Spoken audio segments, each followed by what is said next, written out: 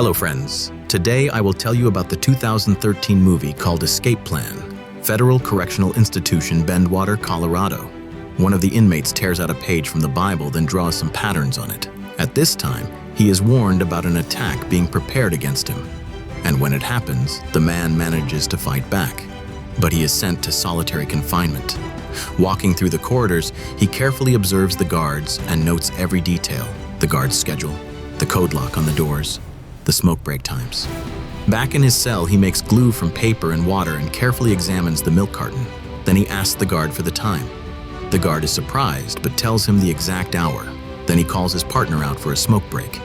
The inmate counts the seconds of his absence. At this time, a car explodes in the parking lot in front of the prison. Panic begins. Judging by the video cameras, all the prisoners are in place. But when the guard enters the cell, he does not find his prisoner there. Firefighters put out the burning car. One of them gets into a car that has arrived, takes off his firefighter's suit, and turns out to be the escaped prisoner. The people in the car greet him. Then they drop him off at a roadside phone booth. The police immediately notice the man in the orange jumpsuit. Messages about this spread to nearby stations, and many police cars arrive at the booth. But the fugitive stands completely calmly and obediently raises his hands. We are introduced to Ray Breslin, co-owner of an independent security company run by his partner Lester Clark. The Federal Bureau of Prisons hired them to test correctional facilities across the country. Over the past 7 years, Ray has visited almost all maximum security prisons. Ray has managed to escape from 14 maximum security prisons and even wrote a book about it. And now he explains what this prison did wrong. To escape, 3 things are necessary. 1, know the building's layout. 2, study the guard's schedule. 3, have help outside or inside. Here, the weak point was the solitary confinement area. It is super modern but connected to an unprotected fire garage. To get into solitary confinement, he had to make enemies. The facility lacked staff, so instead of 2 guards, only 1 escorted him. While Ray was in the cell, the guard went for a smoke break for a whole 7 minutes. That was enough time to organize a diversion. How to get the code? The milk carton has a thin laminated film. Remove it and press it against the code lock. A matter of seconds. The prints will show which buttons were pressed. Receiving lunch, Ray masked the lock on the food slot door and reached the code lock. From the footage on the guard post, he erased his tracks, and he still had a minute to get to the garage. So the firefighters drove him out of the prison. The warden had only one question: what kind of normal person would voluntarily go to prison? Los Angeles, California. At Breslin's company, a CIA officer, Jessica Mayer, comes with an offer for Ray to test an illegal commercial secret prison called the Tomb for especially dangerous criminals. The difficulty is that this facility is funded by private individuals, so no one will know where Breslin is. Ray's colleagues Abigail Ross and Hush do not like this, but the often risk-loving Breslin agrees. Within 24 hours, he is to be picked up from the specified location, New Orleans, Louisiana. Ray prepares for the mission. Now he is a Spanish terrorist named Anthony Portos. He is told the evacuation code that he should report to the prison warden if something goes wrong. A tracker is implanted under his skin. Ray calmly walks out into the street, but he is stunned with a taser and thrown into a minibus. Masked people find the tracker, cut it out, and destroy it. Ray is injected with some drug. Everything that follows he sees as if in delirium: the helicopter, the fight, the guy being thrown into the void. He comes to a cell with glass walls. Around him are the same cells with many people inside. Breslin is shocked by the scale and strangeness of the prison. The arriving warden, Willard Hobbs, watches everything. When meeting Ray, he denies all details. There is no other warden here, and no evacuation code works. Ray's colleagues try to find him, but there is no trace. Ray studies the prison rules. They are very harsh. Guards wear masks and mercilessly beat prisoners for any offense. One of the prison bosses decides to test the newcomer, but Emil Rothmeyer stands up for him, saying he used to be the bodyguard of a world-class banking fraudster, Victor Mannheim, who liked to take money from the rich and give it to the poor. Emil is very friendly and offers his help if needed. On Hobbs' desk lies Ray Breslin's book about prison security. Ray asks Emil to help him get into solitary confinement. They stage a fight, after which they are both placed in solitary, a tiny room where huge and very hot lamps shine on the prisoners non-stop. Ray notices that the floor in solitary is fastened with steel rivets. Meanwhile, Abigail, Ross, and Hush demand Clark find and return Ray. He promises to do this. Ray is visited by the prison doctor who reminds him of the Hippocratic Oath.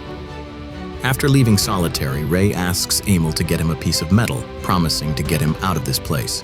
Emil requests an audience with Hobbs and drives him crazy.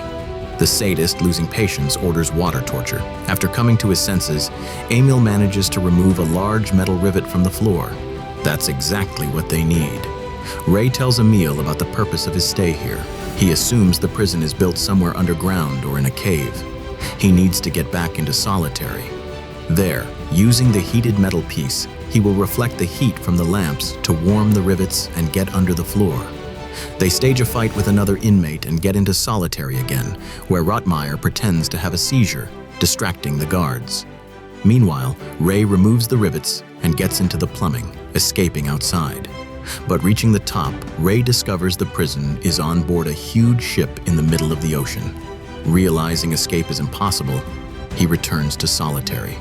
Hobbs contacts Clark, who gives Ray's real identity and orders to ensure Ray stays in prison forever.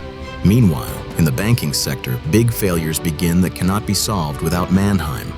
The warden will have to use all means to find out where he is. To do this, he needs to pressure both Rottmeier and Breslin. The guards begin to beat Ray and deprive him of sleep. Emil tries in every way to support his comrade. Once, Breslin admits he used to be a lawyer. The guy he put in prison promised revenge, escaped, and killed Breslin's wife. Emil understands he also has a daughter, and urges Ray not to give up, escape, and take revenge on the one who sent him here.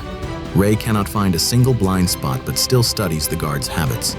Later, he tries to find out from the doctor where they are in the world, but the doctor refuses to tell him. Then Ray makes a sextant from improvised materials and glasses to determine the latitude. But for this, he needs to get outside. At this moment, Hobbs decides to isolate Breslin from all the prisoners. He admits he built his prison based on Ray's book. Ray promises to get information about Mannheim from Rottmeier, after which Hobbs lets him back.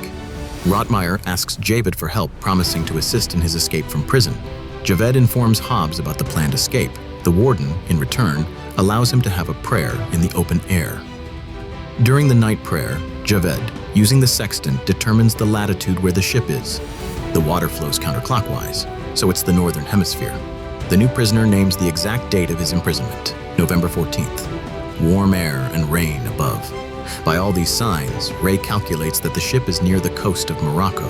Rottmeier knows a guy in Casablanca who owes him his life, but how to send him a message? Ray finally persuades the doctor to help, telling him who he really is. The doctor can verify this by looking at Ray's book on Hobbs' desk. The doctor rereads the Hippocratic Oath and goes to Hobbs' office. Then he demands Ray be brought. He is ready to help.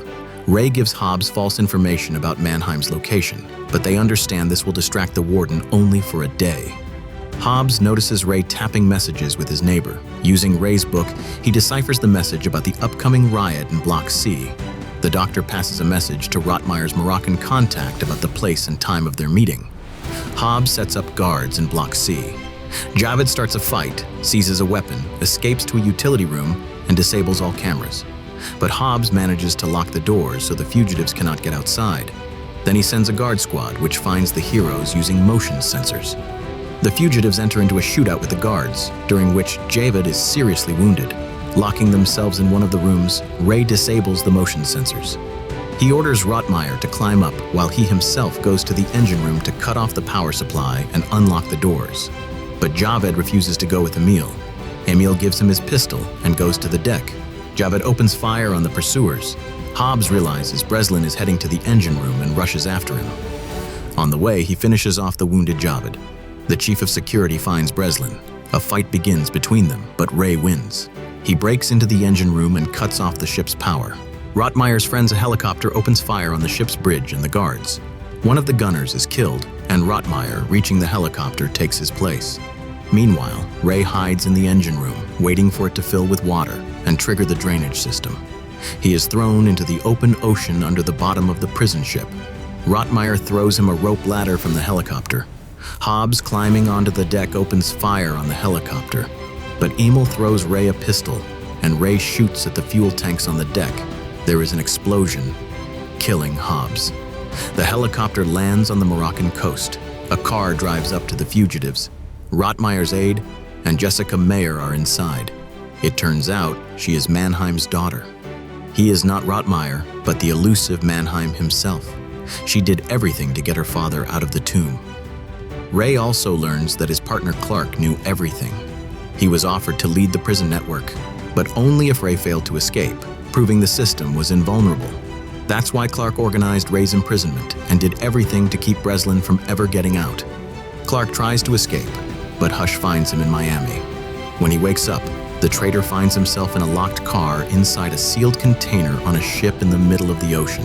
A movie that was impossible to imagine in the 80s.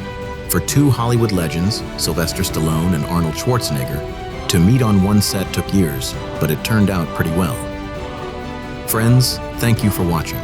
Write in the comments what you think about this movie, and please don't forget to like and subscribe.